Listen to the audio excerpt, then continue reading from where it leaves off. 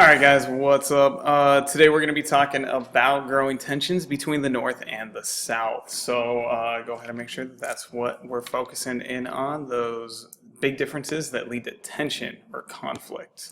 All right, so let's go ahead and start with the views on slavery and the racism that existed in the United States, okay? Issue of slavery caused tension between the North and the South. In the North, many abolitionists felt slavery was unjust and should be abolished or ended immediately. Despite opposition to slavery, most Northerners were still racist. That is a common misconception that students think that just because you were in the North where slavery is illegal, that they then were obviously people that believed in equality. But the reality is going to be most Northerners are still racist at this time. Many whites supported slavery. This is particularly in the South. In the South, complaining that slavery spread Christianity, provided food, shelter, and clothing throughout slaves' lives. This is kind of like the excuse that was oftentimes made. And if you look right here, there's actually a political proponent of slavery. His name was John C. Calhoun. He actually believed and stated on numerous occasions that slavery was a positive good. So we're going to look at a series of events and laws and issues that come up centered around slavery. First one is going to be the Wilmot Proviso. This is a bill that was proposed, and if it passed, it would have outlawed slavery in any territory that the United States acquired from Mexico from the Mexican-American War. So this yellow section is the Mexican cession, and if this law had passed, it would have outlawed slavery in any of this territory or the states that they would become. This didn't pass, but this is a testament to what Northerners in particular were in support of at the time. Okay. Free Soil Party, political party in the North dedicated to stopping the expansion of slavery. So you have a whole political party. Today we have Republicans, Democrats, but this was a political party, and their sole focus for their platform or their goal was to prevent and stop the expansion of slavery. So another sneak peek into the mindset of people at the time. You have a huge group of people, particularly in the North, and they believe that the new territories should all be free soil and that slavery should not be allowed to spread. All right. Compromise of 1850. This is another huge issue. We already talked about the Compromise of 1820. The Compromise of 1850 is a new compromise that kind of takes over because of the failings of the Compromise of 1820. So California wants to become a state.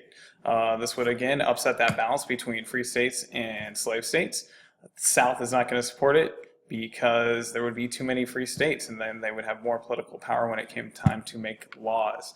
North and South agreed to a compromise. Again, that compromise is Compromise of 1850. It's two parts to the Compromise of 1850. Okay, Henry Clay is going to be the guy that makes this compromise happen.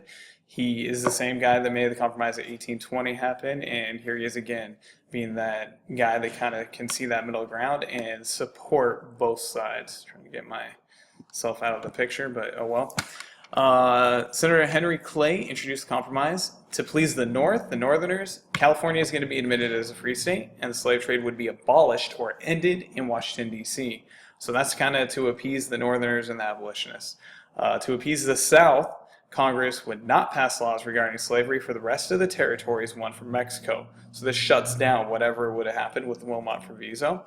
And Congress would pass a stronger law to help slaveholders recapture runaway slaves. And this is going to become the Fugitive Slave Act. So here we have this compromise. We do get to add an additional free state, but the flip side of it is the South is going to be able to pass a law that is stronger in retrieving slaves. So let's talk about that. The Fugitive Slave Act. Fugitive Slave Act of 1850. This is going to be a law to help slaveholders recapture their runaway slaves.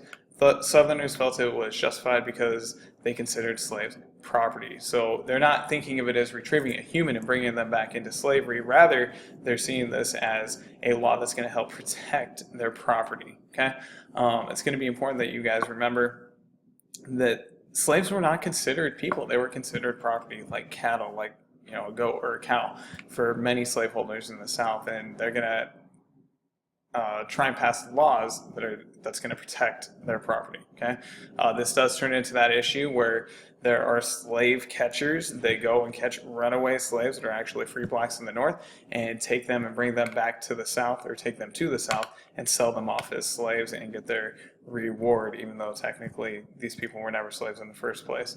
And this is going to anger a lot of Northerners, again, pushing that tension, building that tension between the North and the South. All right, Uncle Tom's Cabin. This is a book written by Harriet Beecher Stowe in 1852.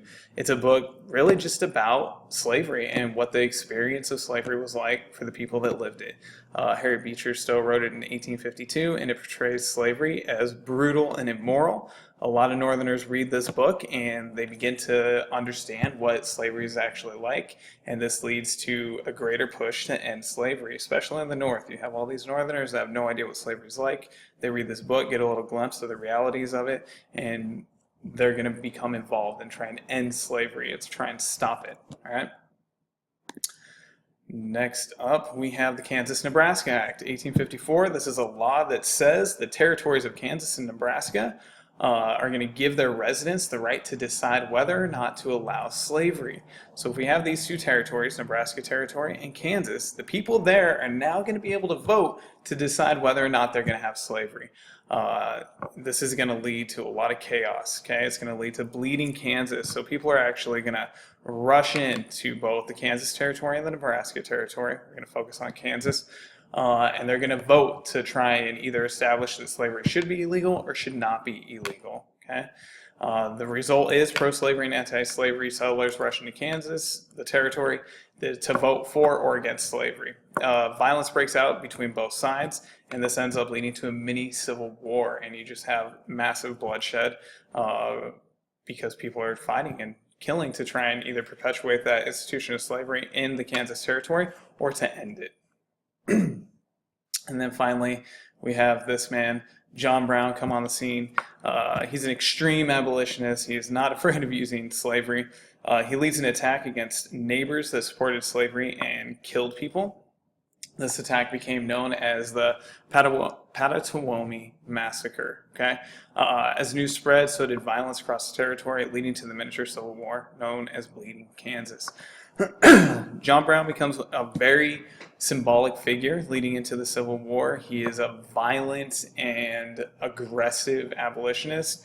People, really saw him as either a hero from the Northern perspective or point of view, or the Southerners who saw him as a terrorist that's going around killing, innocent white people. So again, guys, I hope that you're seeing that there's just a series of events that keep happening over these, 10, 15 years before the Civil War actually starts, all based on the issue of slavery and pushing us into that Civil War that we're going to fight. So I hope that you guys are taking away those big ideas, those big events leading into Civil War, and the key figures like John Brown that lead us there.